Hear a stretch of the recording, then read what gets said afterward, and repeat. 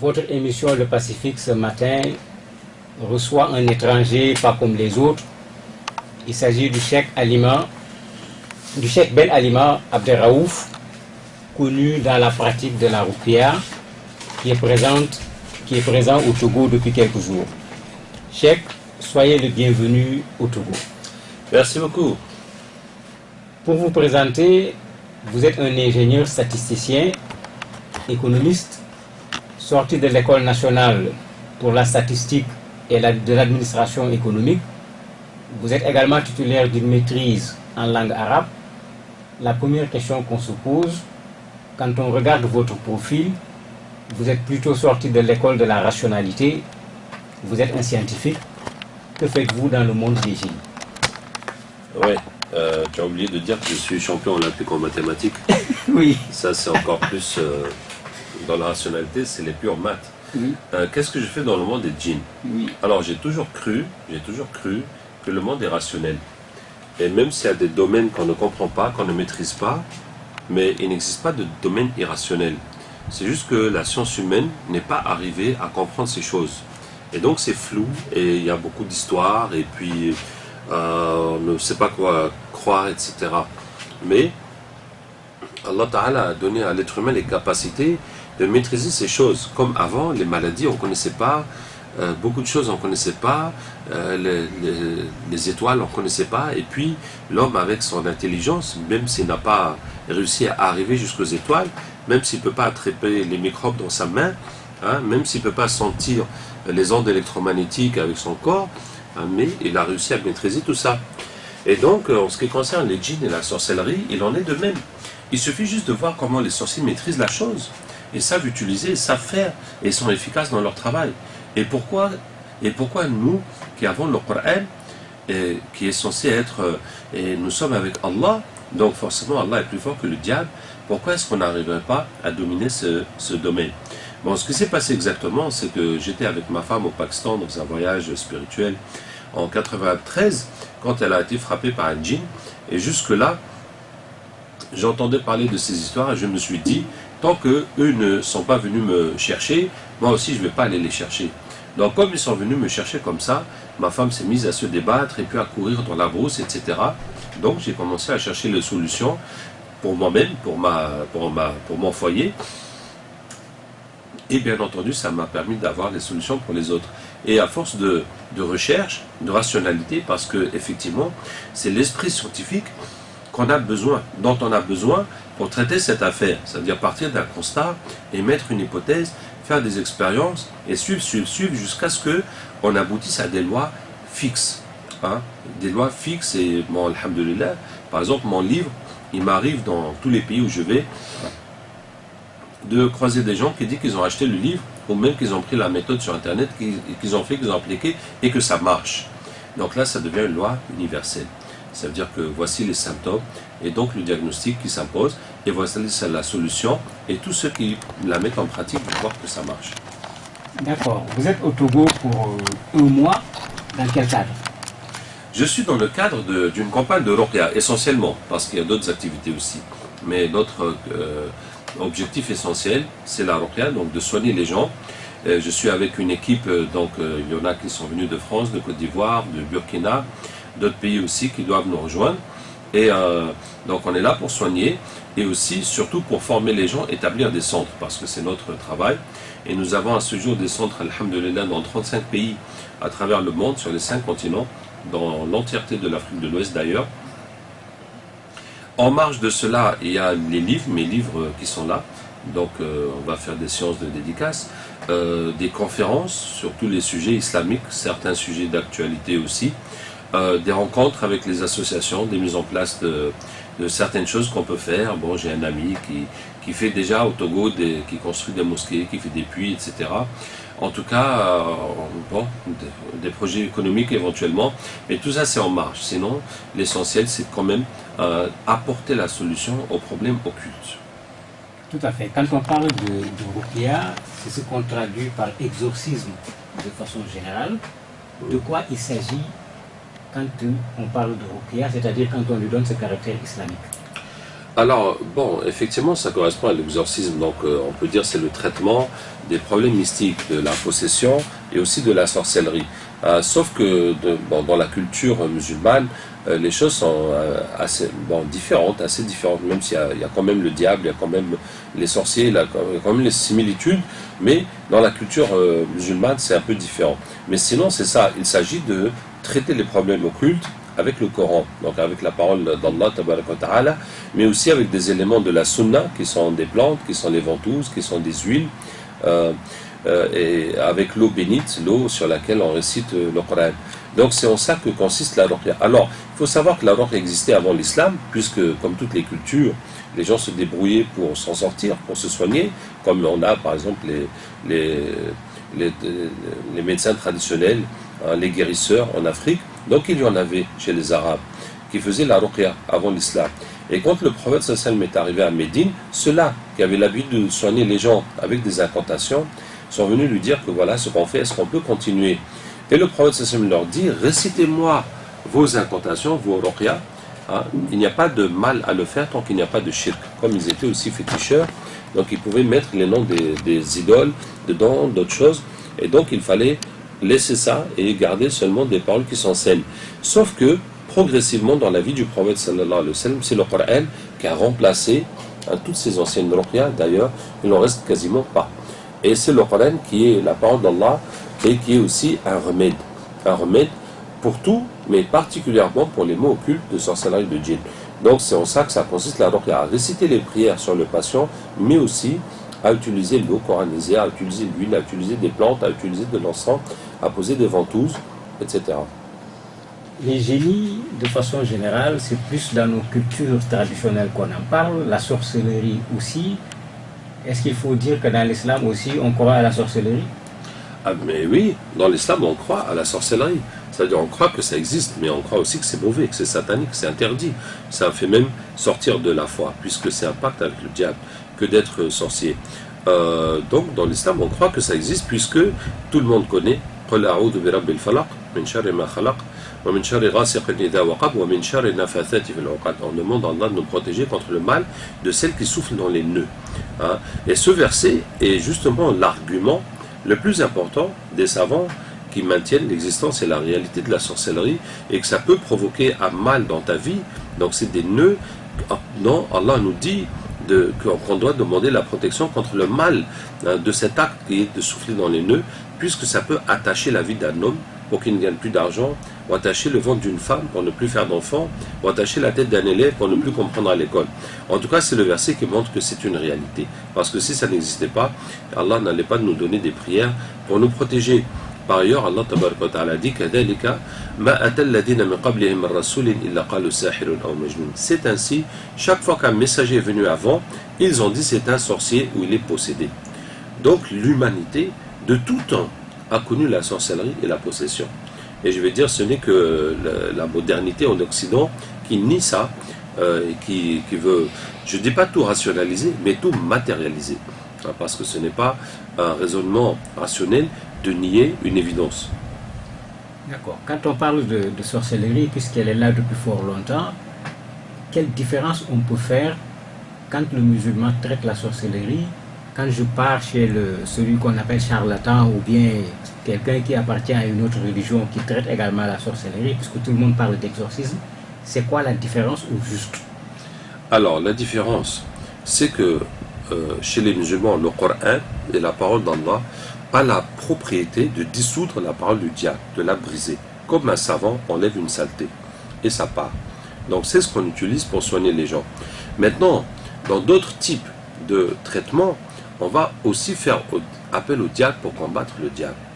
Et ça va changer le problème sans l'enlever complètement, mais ça va donner un résultat. Hein. Toutefois, il peut y avoir des remèdes naturels qui marchent contre la sorcellerie parce que, comme les djinns, ils sont créés de feu. Donc ça a une existence physique, même si elle est invisible, impalpable, mais ça existe comme l'électromagnétisme. Ça existe, même si on ne peut pas le peser en kilos, mais on peut le mesurer avec autre chose. Donc on peut trouver des produits ou une façon de l'enlever. Ça existe, des méthodes naturelles pour enlever. Ça veut dire que le Coran n'est pas l'unique remède. Et depuis que le monde existe, Les gens ont utilisé d'autres remèdes. Mais il faut faire très attention parce que, bon, je vais vous donner un exemple très concret. On était dans un endroit où les gens font leurs prières, mais pas pour Dieu. Et on a attrapé le djinn qui est là-bas, c'était en Afrique du Sud. Et je lui dis, tu fais quoi ici? Il dit que lui, il est là pour guérir les gens. Je dis, ah bon, mais toi, tu guéris les gens comment? Il dit, mais c'est très facile. Hein, si quelqu'un vient ici, les gens qui viennent pour prier ici, pour demander la guérison, c'est parce qu'ils n'ont pas trouvé la guérison dans les hôpitaux. Parce que leurs maladies sont mystiques. C'est pour ça qu'ils se retrouvent ici. Et par exemple, si quelqu'un a une maladie dans le pied, je vais aller voir le sorcier qui a fait ça. Et je lui dis, voilà, tu as fait la sorcellerie à telle personne, maintenant son pied est malade. Or, il est venu chez nous, c'est devenu notre client. Donc je voudrais que tu enlèves cette maladie de son pied, tu l'as qu'à mettre dans le ventre. Comme ça, il va voir que chez nous, ses prières ont marché. Et puis, toi aussi, ton business, il est bon. Voilà. Donc, il faut savoir que comme ça, les diables, les djinns ont la capacité de changer le problème en un autre qui va être pire. Hein. Et c'est ce qui entretient le shirk, que les gens continuent à y aller, à y croire, parce qu'ils voient certains résultats. Alors que globalement, leur situation ne fait que se détériorer. En tout cas, j'ai pas besoin de critiquer les autres religions et de leur dire quoi que ce soit, mais pour s'adresser aux musulmans, je vous déconseille fortement d'aller vous soigner chez quelqu'un d'autre. Maintenant, si c'est quelqu'un qui a un procédé purement naturel, de plantes, de tout ça c'est halal, il n'y a aucun problème. Mais s'il y a un procédé spirituel dedans, qui fait appel à cette divinité, ou à quelle que soit l'entité ou l'énergie qui l'appelle, vraiment, n'allez pas là-bas, parce que vous risquez de rentrer dans du shirk, dans de l'associationnisme, dans du satanisme, sans vous en rendre compte. Vous avez dit tout de suite, vous êtes parti en Afrique du Sud, vous avez parlé avec les djinns, vous communiquez avec les djinns, alors qu'en règle générale, nous on en a peur, on ne veut même pas en entendre parler. Effectivement, nous communiquons avec les djinns tout le temps. Et puis, effectivement, les gens, ils ont peur des djinns, et c'est une erreur. Parce que Allah Tabaraka wa Ta'ala dit Inni ja'ilun fil ardi khalifa. Je vais mettre un calife sur terre, un lieutenant, un gouvernant. Alors que les djinns étaient déjà sur terre. Donc, c'est l'homme qui est le calife d'Allah, c'est pas le djinn. Et dès qu'Allah a créé Adam, Allah a ordonné à Iblis de se prosterner devant Adam alayhi salam pour lui dire voilà, c'est lui que j'ai créé maintenant, que je vais mettre sur terre pour être mon représentant, et toi tu vas être son petit, tu vas reconnaître sa supériorité. Mais Iblis a refusé en prétendant qu'il était mieux que lui. Mais c'est la place qu'Allah a donnée à Adam alayhi salam, à l'homme par rapport au djinn. Effectivement, tous les prophètes qu'Allah a envoyés sont uniquement des humains. Hein? Donc c'est les hommes qui étaient prophètes pour les hommes et pour les djinns, et il n'y a jamais eu de prophète djinn. Et le prophète sallam nous dit que au début du temps, quand les hommes étaient sur terre, dès que les djinns les voyaient venir, ils s'enfuyaient. Jusqu'à ce que des hommes ont commencé à dire, on demande au chef des djinns de cet endroit de nous protéger contre le mal qu'il y a ici. Et ils se sont dit, ah bon, donc c'est eux aussi qui ont peur de nous. Et c'est là qu'ils ont commencé à avoir peur, à abuser des humains. Hein. Mais en vérité, c'est l'ignorance de l'homme qui le pousse à craindre les djinns et à se soumettre à eux. D'accord. Vous avez tout à l'heure dit que vous faites appel aux djinns et certains de vos détracteurs vous reprochent le fait que vous, en traitant à travers le captage, ils considèrent que vous aussi, vous faites appel aux djinns pour traiter. Que répondez-vous à cela? Mais bon, c'est très simple. Le captage, c'est l'inversion du phénomène de la possession. Donc tout le monde connaît les gens qui sont possédés. À force de traiter les gens qui sont possédés, nous avons appris à inverser la situation. Exactement comme en médecine, on va prendre une bactérie ou un microbe ou un virus, et puis on va fabriquer le médicament à partir de ce virus. Et à partir de là, on a gagné, parce qu'on a trouvé le remède absolu. Hein? Et donc, quelqu'un qui a été possédé, une fois qu'on a enlevé les djinns qu'il y a en lui, ça laisse un passage entre lui et le monde des djinns, qui fait que facilement le djinn peut venir en lui. Donc on demande à Allah, et on lit le verset, où que vous soyez, Allah vous ramènera tous, car Allah est capable de tout, et le djinn est aspiré chez la personne, comme un aspirateur. Et quand le djinn arrive dans son corps, il est prisonnier. Il ne peut plus partir. Il nous supplie de le laisser partir. Hein? Et il devient fragile, vulnérable, comme un poisson qu'on a sorti de l'eau. Donc on peut en faire ce qu'on veut. Donc il est bloqué dans le corps du capteur. Et là, on va lire le Coran et ça va le brûler jusqu'à le convertir à l'islam. Donc c'est ça l'opération. On n'est pas en train d'appeler les djinns, s'il te plaît, djinn, tu peux venir, je vais te donner un poisson ou un poulet, hein, s'il te plaît, il faut venir. Non, jamais. On demande à Allah de les ramener, on lit les versets, on les ramène de force. On les ramène contre leur gré, en demandant à Allah. Ils sont là, ils sont coincés, jusqu'à ce que nous, quand on a fini de les convertir, c'est là qu'on les libère de partir. Donc, il ne s'agit pas, c'est comme si un policier attrape les voleurs, et puis il va bien chicoter le voleur jusqu'à ce qu'il lui balance toutes les informations dont il a besoin, et vous dites, ah, mais il collabore avec les voleurs. C'est pas collaborer avec les voleurs, c'est lui qui attrape les voleurs, et puis il est suffisamment malin de savoir comment sortir, de savoir comment extraire les informations dont il a besoin, donc tant mieux. Tant mieux, et c'est comme ça. Puis à la fin, les djinns se convertissent presque toujours. Rarement, il y en a qui sont têtus, qui préfèrent mourir que se convertir, mais sinon, ils acceptent presque toujours de se convertir. Vous parlez de conversion, le djinn se convertit pour devenir musulman. Il y a des djinns musulmans. Ah, effectivement. Alors, chez les chrétiens, on ne connaît que le diable. On ne connaît pas plus que ça dans le monde des djinns. Mais chez les musulmans, on connaît beaucoup, puisqu'Allah d'abord nous dit « Wa ma khalaqtul jinna wal insa illa liya'budun » Je n'ai créé les djinns et les hommes que pour m'adorer. En plus, dans deux histoires différentes dans le Coran, les djinns ont entendu le prophète Hassan prier et ont été attirés par sa lecture et se sont convertis. Sans qu'il leur explique, sans même qu'ils ne sachent qu'ils étaient présents, ils sont même allés prêcher leur peuple. Et après ça, le prophète Hassan les a rencontrés, les djinns musulmans, et leur a donné des enseignements. Et eux-mêmes, ils ont fait des doléances, par exemple, en demandant de dire aux musulmans de ne pas se nettoyer quand ils font leurs besoins avec les bousses de vache ni avec les os, parce que c'est la nourriture des djinns. Bon, en tout cas, oui, il y a les djinns musulmans qui apprennent l'islam, qui font... Bon, on n'a pas comme ça des relations directes avec eux, si ce n'est que le prophète sallallahu m'a dit que quand vous déposez les os, vous dites Bismillah, parce que ça, Allah Ta'ala va reconstituer la viande et c'est vos frères djinns musulmans qui vont se nourrir. D'accord. Chers amis auditeurs, nous avons un invité exceptionnel ce matin.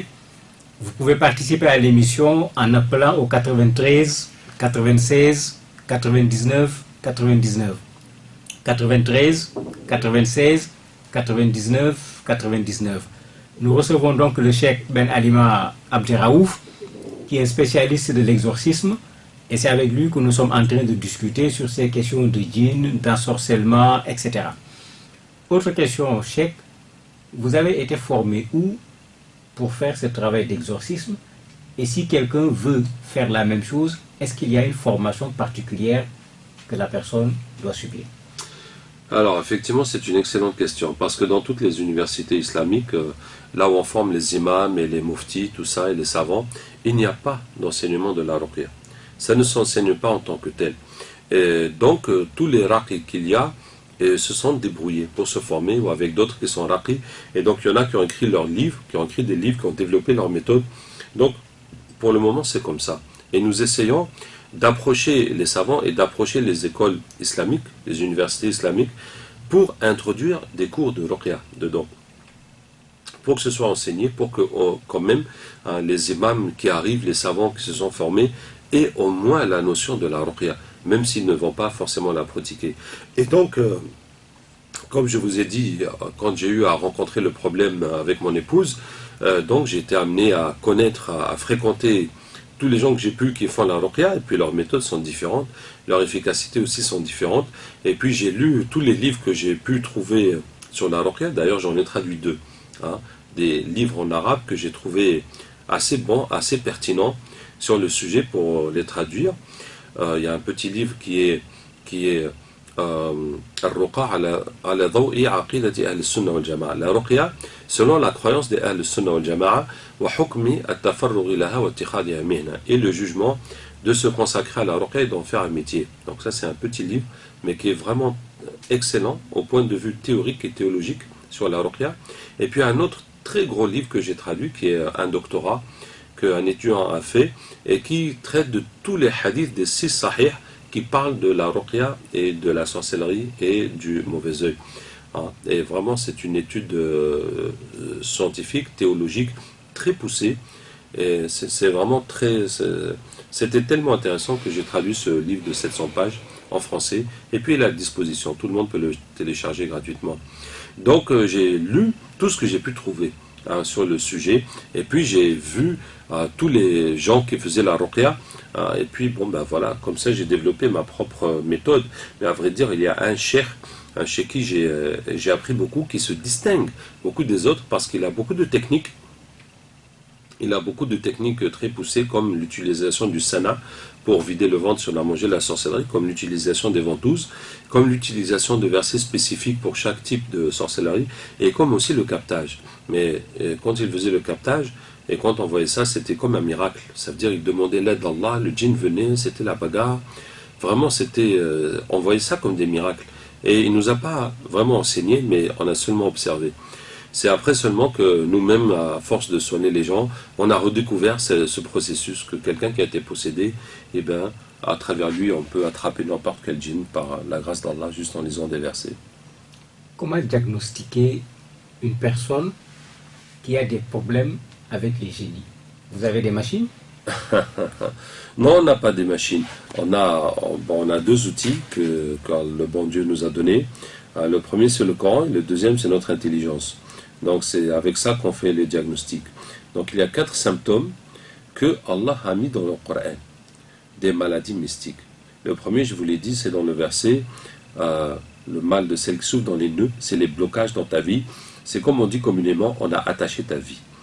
Donc quand tu vois dans ta vie que tu essayes les blocages, ne cesse pas, que rien ne marche de façon répétitive, systématique, jusqu'à ce que toi-même tu sais qu'il y a quelque chose qui a attaché ta vie. Le deuxième symptôme, c'est les problèmes de santé anormaux. On a des douleurs qui finissent jamais, on a des maladies bizarres. Quand tu expliques aux médecins, ils ne comprennent pas parce que ce que tu dis, on ne connaît pas une maladie comme ça. Ça ne correspond à aucune maladie connue. Donc, on va t'envoyer faire des analyses et puis on trouve rien. On dit que non, tout est OK. Donc, alors que tu es en train de souffrir. Donc, peut-être que c'est dans ta tête, peut-être que c'est le stress, on ne sait pas. Ou bien, il va te dire, va voir dans ton village, tes gens là-bas, peut-être qu'ils pourront faire quelque chose. Et le troisième symptôme, c'est les états mentaux anormaux. On s'énerve trop, on a peur, on déprime, ou bien on oublie, ou bien on a des hallucinations, ça peut aller jusqu'à la folie. Et le quatrième symptôme, c'est les cauchemars. On rêve qu'on est poursuivi, des serpents, des chiens, des bœufs, de l'eau, monter, tomber, des morts, des voitures, des accidents, des rêves sexuels anormaux. Les 4 symptômes, le point commun entre les 4 symptômes, c'est la normalité. Ça veut dire qu'on est face à un phénomène qui ne peut plus s'expliquer de façon normale. Les blocages anormaux répétitifs, les problèmes de santé anormaux qui échappent à la logique médicale, les états mentaux anormaux et puis les cauchemars. Peut-être un instant, un auditeur, on revient là-dessus. Oui, allô?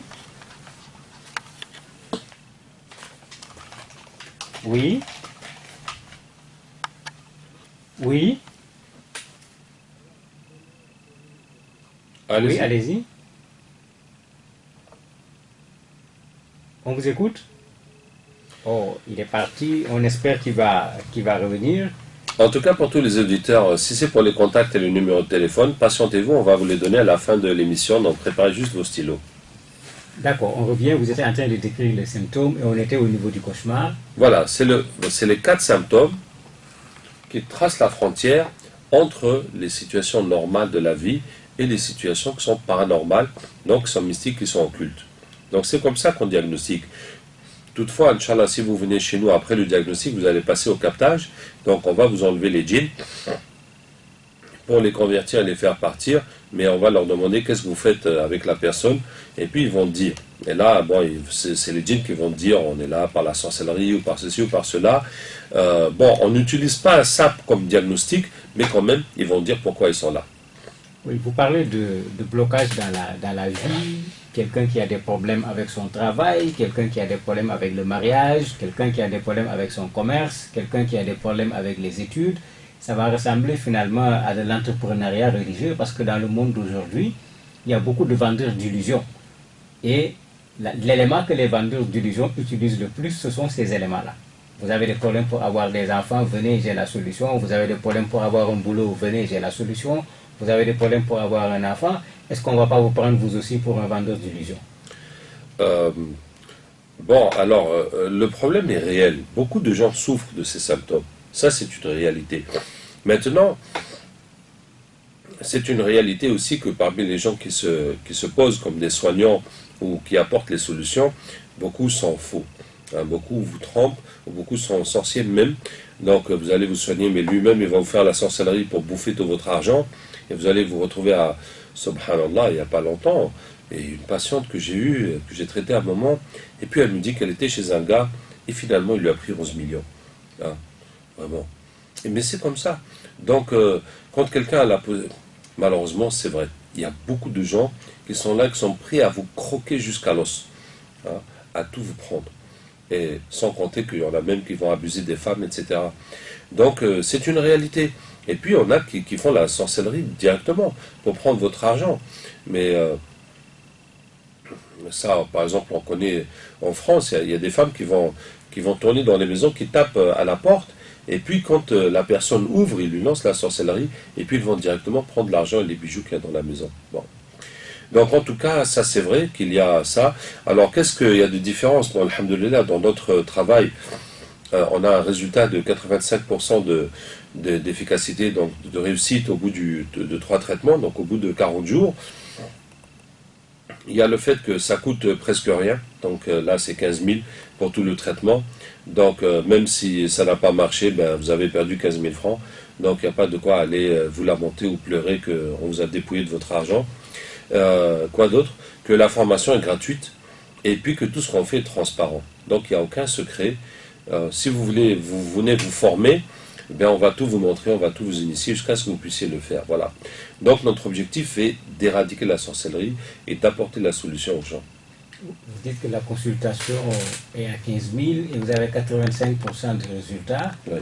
Certains de vos détracteurs également vous reprochent cela en vous disant pourquoi vous faites payer des gens sans pour autant garantir les résultats, en revenant sur un texte que vous connaissez certainement bien, où ceux qui devaient traiter avaient dit si on vous traite, vous nous donnez tel nombre de boutons, quand vous allez obtenir la guérison.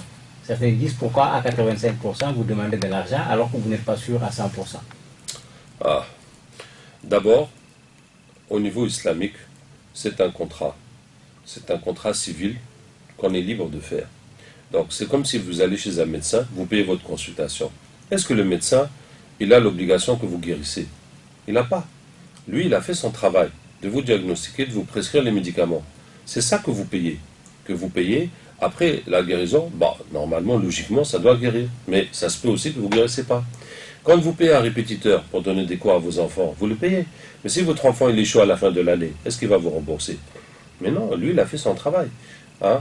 Maintenant, en vérité, vous savez, il y a récemment, là, j'étais en Angleterre, et il y a 3 ou 4 garçons qui sont venus parce que leur frère est devenu fou. Tu vois? Il est devenu fou, il était normal, il est devenu fou. C'est des hommes qui ont plus de 20 ans. Et bon, là-bas, on soigne pour 50 livres, donc ça fait peut-être 30 000 ou quelque chose comme ça. Et ils sont venus, on a fait le captage, puis ils ont commencé à poser des questions. J'ai dit, ah, j'ai compris. En fait, c'est moi qui est fou. C'est moi qui suis fou de soigner votre frère qui est fou pour 50 livres. En vérité, si je vous avais demandé 1000 livres, hein, un bon million, là, vous ne serez pas en train de me poser ces questions stupides. Vous me prenez pour un clown, parce que je vous demande que 50 livres pour le soigner. Hein. C'est comme ça. On essaie d'être gentil avec les gens, et puis les gens nous méprisent. Hein. Parce que si je voulais appliquer le hadith tel que vous dites des 40 moutons, toi tu viens, par exemple, vous êtes marié depuis 5 ans, vous n'arrivez pas à avoir d'enfant. Je vais te dire, bon, moi je vais te soigner, tous les médicaments là que je vais te faire, c'est 15 000. Mais si ta femme tombe enceinte, tu vas me ramener 1 million. Est-ce que c'est trop demandé? Quelqu'un qui a passé des années sans avoir d'enfant, hein, et pour avoir un enfant, de lui demander 1 million, c'est pas trop. Parce qu'aller demander la FIV, combien ça coûte, hein, etc. Combien ils sont prêts à payer, combien ils ont payé déjà. Hein. Si tu me ramènes un fou, et que je te dis, voilà, moi, pour les médicaments que je vais te donner là, ça coûte 15 000. Mais si guéri, tu vas me payer 1 million. Est-ce que c'est trop demandé? Que ton fils ou ton frère qui est devenu fou reprenne la raison, trop demander 1 million. Vous voyez? Mais moi, ce million-là, je vous le laisse cadeau. Je demande que les 15 000 pour le petit travail, hein, pour le travail que je vous fais. Ce petit montant qui nous permet de fonctionner, de continuer. Hein. Et avec ça, les gens trouvent à critiquer, mais en tout cas, ceux qui disent ça, hein, alhamdoulilah, nous avons une très bonne nouvelle pour tous nos auditeurs. Voilà, nous avons trouvé des gens qui sont prêts à vous traiter gratuitement. Donc ceux qui disent ça, qu'on doit traiter les gens gratuitement, venez vite vous former, et comme ça nous allons donner vos numéros à tout le monde, qui pourront aller chez vous pour se faire traiter gratuitement. D'accord, chers amis auditeurs, on va faire une petite pause publicitaire. Chers amis auditeurs et auditrices, nous recevons pour vous ce matin le cheikh Ben Alima Abderraouf, qui est au Togo durant tout le mois de février. C'est un spécialiste de l'exorcisme. Vous avez l'occasion de prendre contact avec lui à travers cette émission en appelant au 93 96 99 99. Cheikh, nous étions en train de parler des blocages dans la vie, le mariage, le travail, l'enfantement, les études.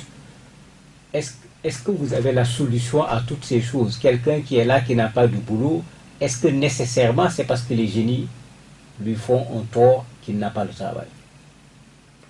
Non, ce n'est pas comme ça. C'est quand les blocages sont anormaux et répétitifs, de façon systématique, jusqu'à ce que vous ne pouvez pas croire que c'est le hasard. Parce que c'est le même problème qui se répète de façon anormale. Maintenant, dans un pays où il y a beaucoup de chômage, et forcément il y a des gens au chômage, mais quand chaque fois on vous promet le boulot, mais chaque fois il se passe quelque chose, et puis ça ne marche pas, et puis une autre fois, et puis une autre fois, et puis une autre fois, et c'est systématique. C'est-à-dire que vous-même, vous ne pouvez pas croire que c'est une malchance comme ça, du hasard, c'est-à-dire juste des coïncidences qui se répètent. Ça devient répétitif au point d'être prévisible. Vous savez que ça va se passer comme ça. Donc c'est là que vous sentez qu'il y a une force invisible qui bloque votre vie, et c'est ça même qui est la sorcellerie. Donc c'est ça qu'on traite. Maintenant, est-ce qu'on peut tout traiter? Je vous ai dit, alhamdulillah, à 85%. Parce que, je vous explique le phénomène. La sorcellerie, le traitement de base, la sorcellerie dans des paroles sataniques, c'est les paroles d'Allah qui vont les enlever. Maintenant, pour appliquer les paroles d'Allah, si on lit seulement, ça va diminuer un petit peu la sorcellerie, ça ne va pas suffire. C'est comme si vous avez chaud et vous utilisez un ventilateur. Donc ça va vous rafraîchir un peu. Mais si vous l'avez avec la douche, là vraiment, ça va enlever votre chaleur. Donc c'est comme ça, pour enlever la sorcellerie et les djinns, il faut lire le Coran dans l'eau et prendre cette eau pour boire, pour se laver, pour asperger la maison. C'est comme ça que ça va l'enlever. En même temps qu'on lit dans l'eau, on lit dans de l'huile. Et après te laver, tu vas te frotter le corps avec cette huile, ou bien du beurre du karité. Et tant que l'huile est sur ton corps, le Coran continue de travailler sur toi. Comme si tu mets un médicament ou une pommade, donc tant que ça est là, le médicament continue à travailler sur ton corps. Donc ça, c'est le traitement de base, pour enlever la sorcellerie, les djinns qu'il y a sur toi. Maintenant, si la sorcellerie est mangée, et ça crée des problèmes digestifs, on va utiliser des feuilles de sana, c'est en français même le séné, que le prophète sallallahu m'a recommandé, et qui vide le ventre, et tu vas les boire avec l'eau coranisée. Et là, en même temps que ça vide ton système, ça va arracher la sorcellerie, ça va faire mal. Et donc tu vas les boire jusqu'à ce que ça fasse plus mal. Et là, tu sais qu'il n'y a plus de sorcellerie dans ton ventre. Maintenant, si la sorcellerie est dans le corps, ils envoient un djinn pour le placer dans ton corps, par exemple dans la tête, pour empêcher un étudiant de réfléchir, dans le cœur, pour faire qu'une femme déteste son mari, dans les ovaires, pour empêcher d'avoir des enfants, ou bien pour te coller des djinns sexuels qui vont chaque fois coucher avec toi, ou bien dans n'importe quelle partie du corps. On va les enlever avec des ventouses. Donc on fait les ventouses. Donc c'est une médecine prophétique que le prophète sallallahu m'a beaucoup recommandé, et aussi une médecine chinoise. Et on pose les ventouses partout où il y a le problème, ça tire le mauvais sang. En même temps, on lit la ruqya, on lit le Coran qui va désintégrer, qui va brûler, faire fondre cette sorcellerie, et ça va être aspiré. Et donc, c'est comme ça va partir. Maintenant, si la sorcellerie est faite de loin, on a pris tes cheveux, ta photo, tes habits, pour attacher des nœuds, pour verser du sang, pour mettre au cimetière, pour mettre dans le fleuve, etc. On va détruire tout ça avec des versets spécifiques du Coran. Je vous donne un exemple. La première fois qu'on était à Abidjan, on avait beaucoup de patients qui arrivaient de poissons. Et certains voyaient des poissons frais, d'autres voyaient des poissons pourris, d'autres voyaient des poissons séchés, d'autres voyaient des poissons brisés. Donc on s'est demandé, mais c'est quelle affaire de poissons? Et on a trouvé que les sorciers avaient une technique dans la sorcellerie, c'est qu'ils mettent la sorcellerie dans un hameçon, ils attendent, et ils mettent dans l'eau, ils attendent qu'un poisson vienne mordre ça, et puis ils libèrent le poisson dans l'eau. Et donc le poisson est parti avec la sorcellerie dans son ventre. Et en fonction de ce que ton poisson est devenu, tu vas arriver de ce poisson qui est en train de nager dans l'eau, ou bien qui est mort, qui est pourri, qui est gâté, ou bien qui est braisé, ou bien qui est séché, hein, en fonction de ce qui lui est arrivé. Et après, quand je suis parti à l'île de la Réunion, les gens rêvaient de requins. Ça veut dire que ton poisson, c'est un requin qui l'a mangé. Donc maintenant, si tu vas aller chercher, c'est plus un poisson que tu vas chercher, c'est un requin. Mashallah. Hein? Et donc, qu'est-ce qu'on fait? On prend le verset فَالْتَقَمَهُ الْحُوتُ وَهُوَ مُلِيمٌ فَلَوْلَا أَنَّهُ كَانَ مِنَ الْمُسَبِّحِينَ لَلَبِثَ فِي بَطْنِهِ إِلَى يَوْمِ يُبْعَثُونَ. Le poisson l'a avalé alors qu'il était blâmable. Si ce n'était le tasbih, la glorification qu'il avait faite, il serait resté dans son ventre jusqu'au jour de la résurrection.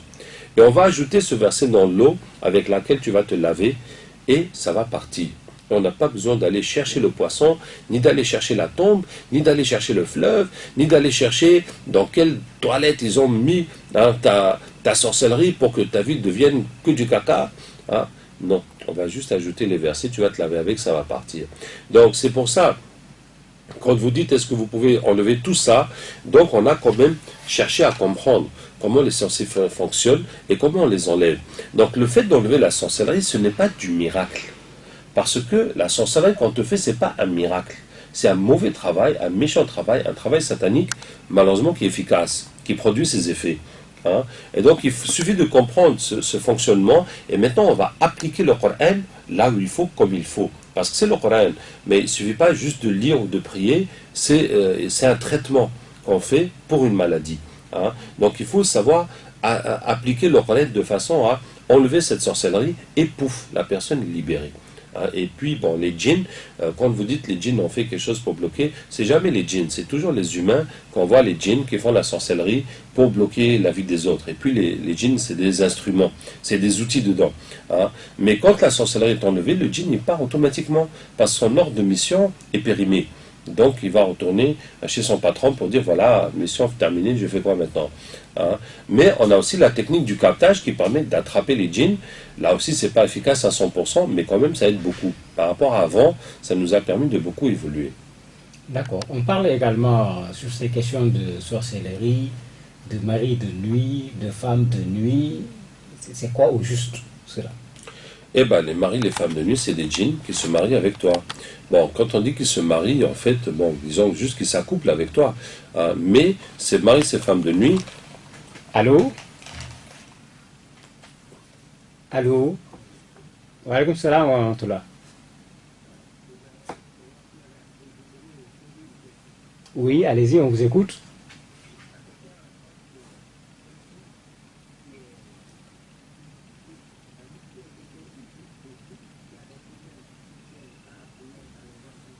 Oui.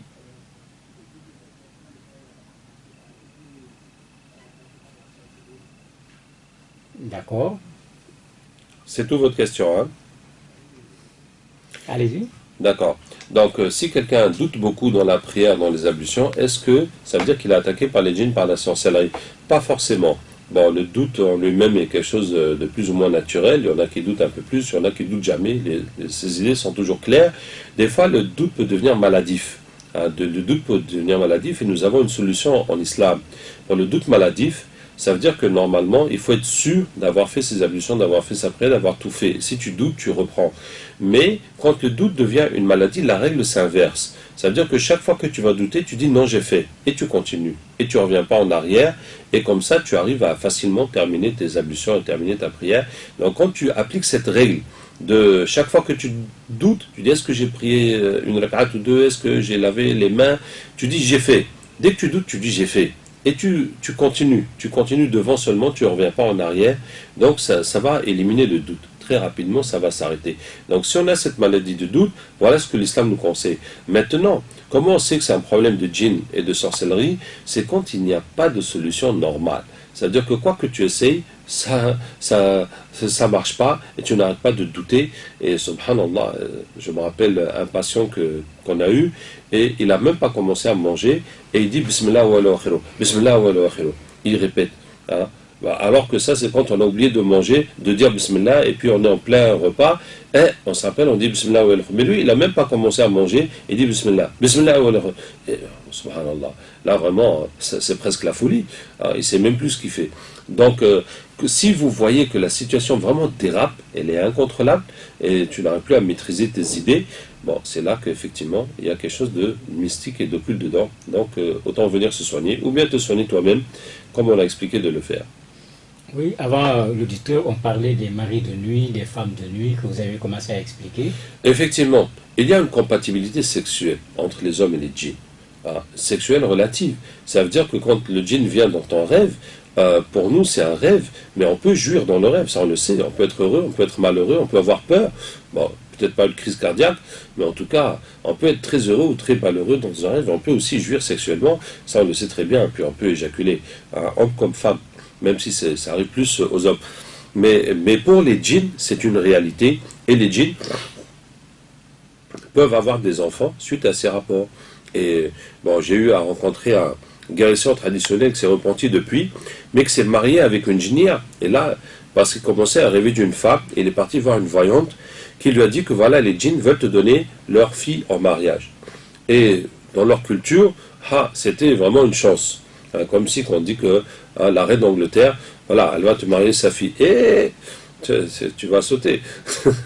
Donc, c'était une chance. Et donc, ils ont fait le mariage, ils ont envoyé les pagnes, ils ont envoyé la cola, ils ont fait les cérémonies de mariage, et puis voilà, ils se mariaient. Donc, avec la journée, il vit comme un humain, et dès qu'il dort, hop, il est avec sa femme, là, c'est la nuit de noces, etc. Et puis, il a connu ses beaux, donc il y a ses beaux-frères qui l'ont mené, qui l'ont appris à voler, et puis ils l'ont initié à lire les coris, et puis ils lui ont appris à soigner les gens, à lui enseigner les plantes et tout pour soigner les gens, en échange de sacrifices. Et voilà, c'est un guérisseur traditionnel qui est en plein dans le shirk, donc puisque sa relation c'est shirk, etc. Mais après il s'est repenti, et donc il a fallu maintenant se débarrasser de tout ce monde-là, de toute sa belle famille, eux ça les arrangeait pas parce que c'est un business. Pour eux, c'est un investissement qu'ils ont fait. Voilà. Mais en tout cas, bon, à la fin, ils sont tous convertis, donc ça s'est arrêté comme ça. Mais pour dire que ces mariages avec les djinns, c'est une réalité. C'est une réalité. Et Allah Tabaraka Ta'ala l'a mentionné dans le Coran, puisque Allah dit il va vous enlever l'impureté du diable. Ça, Allah Ta'ala dit, c'était pour la bataille de Badr. Cette nuit-là, plusieurs sahaba ont fait des rêves érotiques et se sont retrouvés en état d'impureté majeure. Et donc, Allah a descendu la pluie le matin pour qu'ils puissent se laver, et il leur a dit, ça c'est le shaitan qui vous a fait ces rêves-là, pour vous mettre en état d'impureté pour la bataille. Mais Allah a envoyé la pluie pour vous purifier. Donc vous voyez, donc les djinns qui viennent dans nos rêves sous forme pour avoir des rapports sexuels, c'est effectivement une réalité. Et il y a eu une discussion entre les savants à l'époque de dire est-ce que c'est halal d'épouser un djinn ou pas.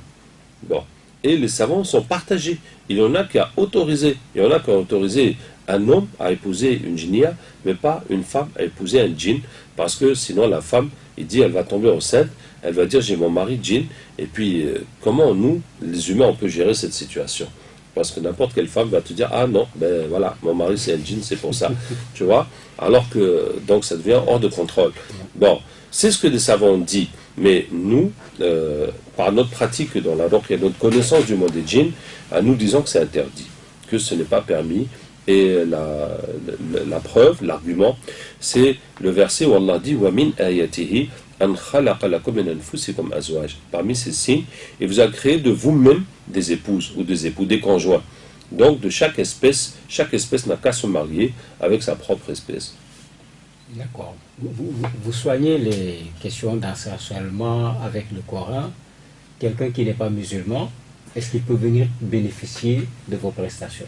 Oui, on soigne ceux qui ne sont pas musulmans. D'ailleurs, les Sahaba l'ont fait.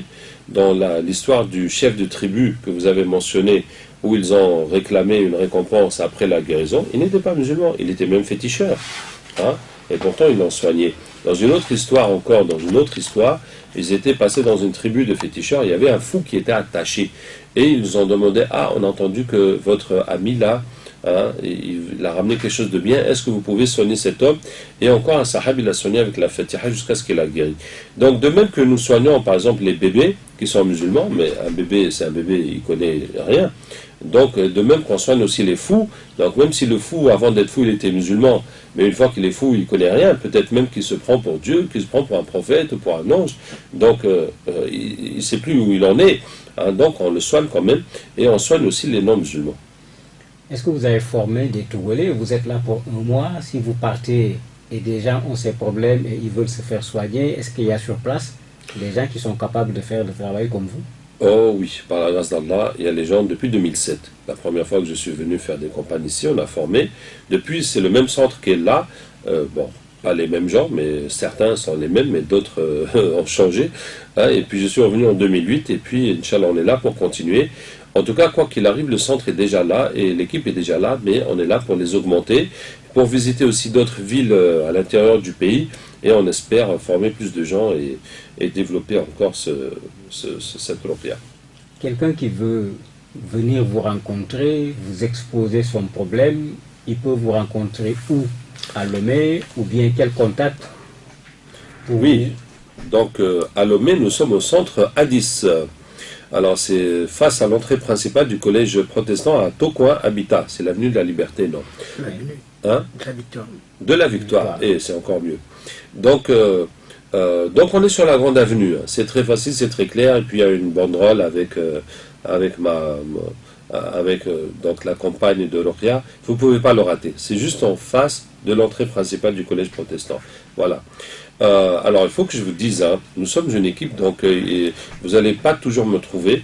Donc je me déplace pour les émissions, pour les conférences, etc.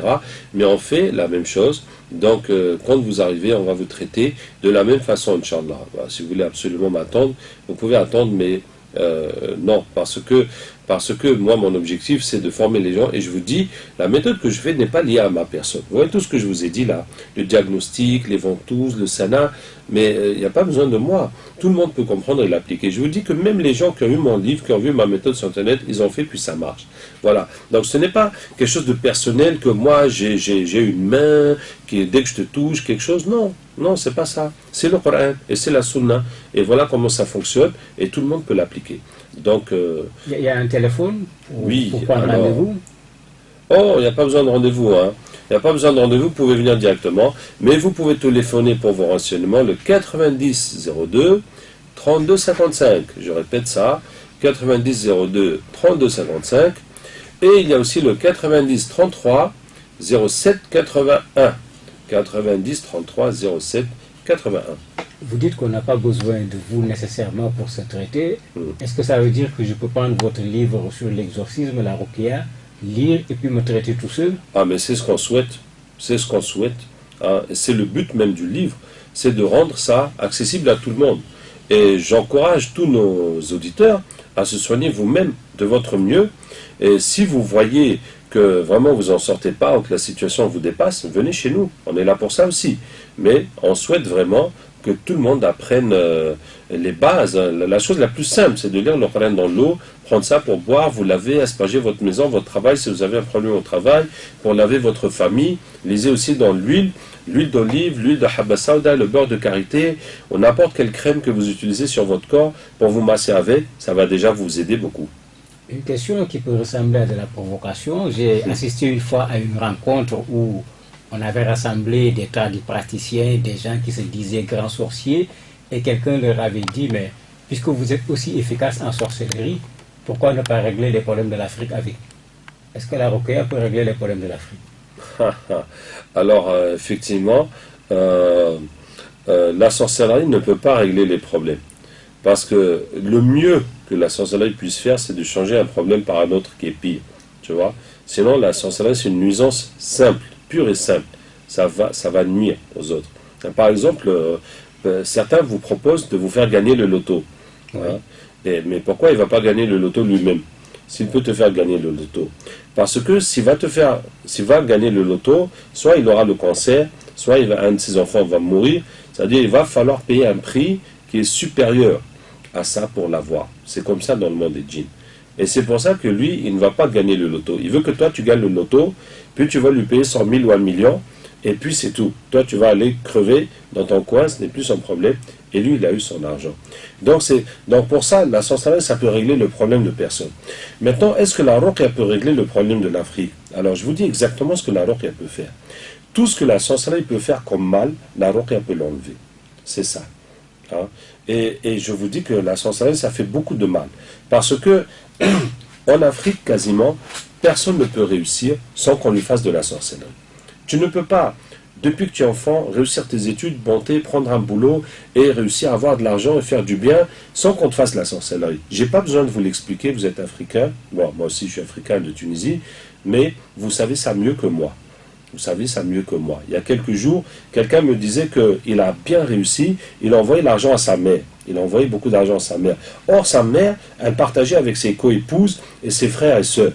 Hein? Et au bout d'un temps court, ce garçon-là, il a perdu tous ses biens. Il se retrouve à ne pas trouver comment manger.